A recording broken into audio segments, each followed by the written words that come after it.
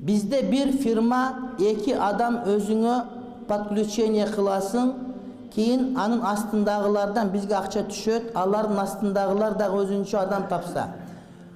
Bu janagıda сетевой маркетинг деген söz.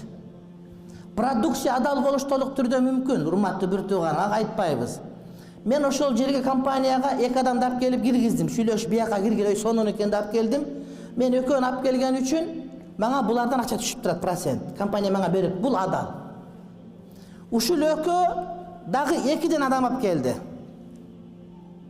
Эсепте мага не бере клиенттер болуп калат да. Ошолордон мага түшкөн арам. Түшүндүңөрбү? Өзүм алып келген, өзүм таап алган балдарындай болгондордон түшкөн мага адал. Анан булардын балдарынан буларга түшкөн, бирок булардан мага түшкөн бул арам. Анткени мен буларга эмгек кылган жокмун. Түшүнүктүү? Ушуну көпчүлүк алымдар айтышат.